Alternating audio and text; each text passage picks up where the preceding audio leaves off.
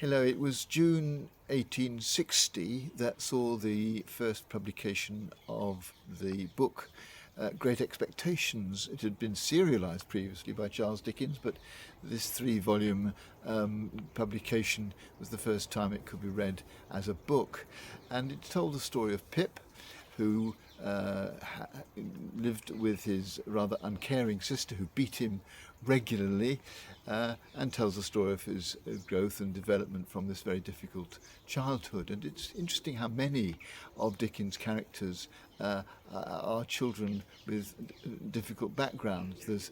There's little Nell in Old Curiosity's shop, whose whole life is one of poverty and struggle.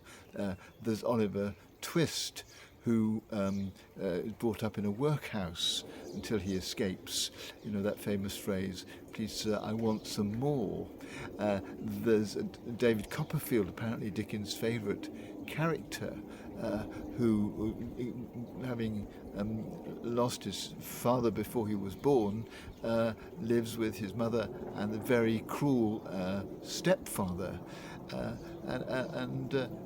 These characters represent children who've had a real struggle in life and perhaps reflect Dickens' own experience, because he, at the age of 12, was withdrawn from school because his father had got into debt, and his father and his mother were both imprisoned in Marshalsea, the debtors' prison, and for a year or more Dickens lived with this old crone, as he calls her, who made him work almost every hour that God gave, sticking labels on tins of shoe polish.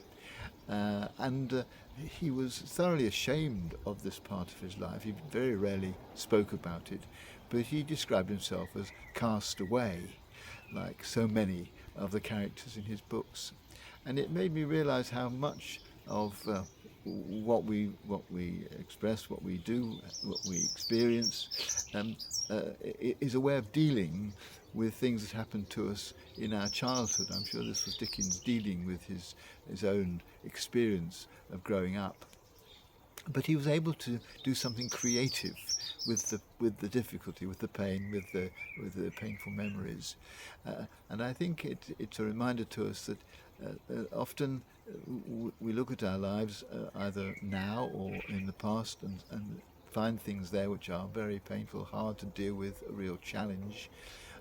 But the real challenge, of course, is to make something positive out of that experience, to find a way of dealing with the struggles that we may be going through or may have experienced, that will lead us into something more fruitful or be of benefit to others, somehow to bring out of pain and difficulty and hardship something that's valuable to us and hopefully valuable to others as well.